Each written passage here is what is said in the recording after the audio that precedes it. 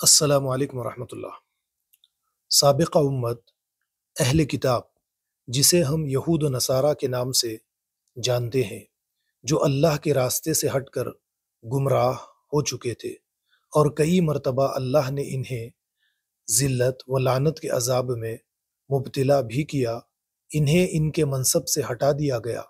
یہ اس حقیقت کو تسلیم کرنے کے لیے تیار ہی نہیں تھے، اپنی سابقہ حیثیت کے حوالے سے خود کو جنت کا مستحق سمجھتے تھے، اور اگر انہیں کبھی اپنی غفلت کا خیال بھی آتا تو یہ سوچ کر اپنے دل کو تسلی دے لیتے تھے کہ جہنم کی آگ اول تو ہمیں چھوئے گی ہی نہیں، اور اگر ایسا ہو جائے تو یہ سزا محدود مدت کے لیے ہوگی۔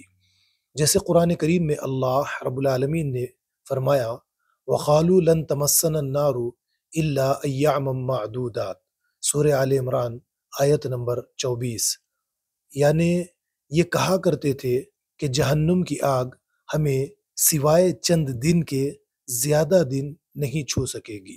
حالانکہ اللہ کا ان سے کوئی وعدہ نہ تھا، لیکن آخرت کے سلسلے میں اس قسم کی خوشگمانیوں نے انہیں تباہی کے راستے پر ڈال رکھا تھا اور ڈال رکھا ہے۔ اللہ تعالیٰ نے فرمایا، وَغَرَّهُمْ فِي دِينِهِمْ مَا كَانُوا يَفْتَرُونَ، سورہ آل عمران آیت نمبر 24۔ ان کی یہ گھڑی ہوئی باتوں نے انہیں دین کے بارے میں دھوکے میں ڈال رکھا ہے۔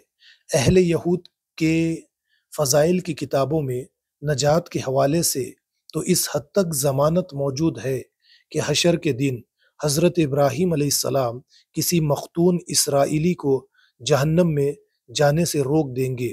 قومی اور گروہی شناخت کو وجہ نجات قرار دینے کے سبب اہل یہود کی نظری اور اخلاقی زندگی تباہ ہو کر رہ گئی۔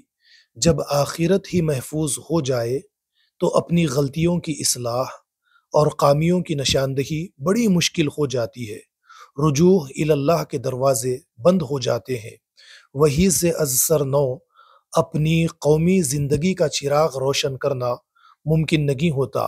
قومی زندگی کا قافلہ زوال کی شاہراہ کی طرف بے دھڑک چل پڑتا ہے، اور وہی صورتحال پیدا ہو جاتی ہے جس کی طرف اشارہ کرتے ہوئے قرآن کہتا ہے، فَبَاءُوا بِغَضَبٍ عَلَىٰ غَضَب، اہل یہود غلط روش کی وجہ سے غضب پر غضب کے مستحق ہو گئے۔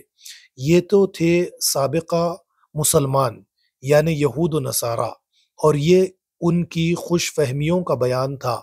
اب ذرا اس آئینے میں امت مسلمہ کی تصویر دیکھنے کی کوشش کرے۔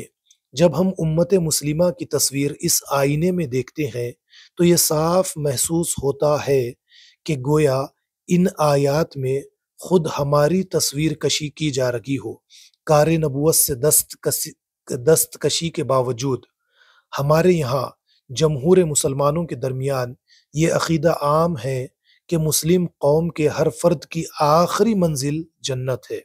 بعض کمزور روایات اور بزرگوں کے بیان نے اس خیال کو اتنا پختہ بنا دیا ہے کہ ہم سمجھ بیٹھے ہیں کہ ہمارے اعمال جیسے بھی ہو، ہم خدا سے کیے ہوئے عہد پر قائم ہو یا نہ ہو، خیر امت کے منصب عظیم کا ہمیں پاس ہو یا نہ ہو، جب ایک بار زبان سے لا الہ الا اللہ نکل گیا، جنت ہمارے لیے مقدر ہو گئی۔ لیکن اللہ تعالیٰ نے صاف فرما دیا سورہ نساء کی آیت نمبر 123 میں، لیسا بامانیکم ولا امانی اہل الکتاب من یعمل سوءا یجز بہ، یہ حقیقت حال نہ تو تمہاری آرزو کے مطابق ہے اور نہ اہل کتاب کی امیدوں پر موقوف ہے، جو برا کرے گا اس کی سزا پائے گا۔ یعنی جو کچھ یہود و نصارہ نے کیا اور انہیں ان کی سزا، ان کے اعمال کی سزا ملے گی، اسی طریقے سے اگر مسلمان بھی وہی سب کچھ کریں گے جو کچھ یہود و نصارہ نے کیا تھا، تو مسلمانوں کو بھی اس کی سزا مل کر رہے گی۔ اس لیے مسلمانوں کو معاف نہیں کر دیا جائے گا کہ انہیں غیر امت کا لقب دیا گیا ہے۔ ایسا ہرگز نہیں ہو سکتا۔ اللہ رب العالمین نے ان تمام باتوں سے انکار کر دیا، اور صاف وہی قانون جو یہود و نصارہ کے لیے تھا، سابقہ امتوں اور سابقہ قوموں کے لیے تھا کہ مکافات عمل کے اصول پر اس دنیا کو بنایا گیا، ٹھیک وہی معاملہ امت مسلمہ کے ساتھ بھی کیا جائے گا۔ اگر امت مسلمہ بھی فرقوں کے اندر بٹ جائے گی اور آپس میں ایک دوسرے کو کافر اور کفر کے فتوے لگانا شروع ہو جائیں گے، تو وہی سب کچھ جو سابقہ امتوں کے ساتھ ہوا، وہی سب کچھ امت مسلمہ کے ساتھ بھی ہوگا۔ والسلام علیکم ورحمۃ اللہ وبرکاتہ۔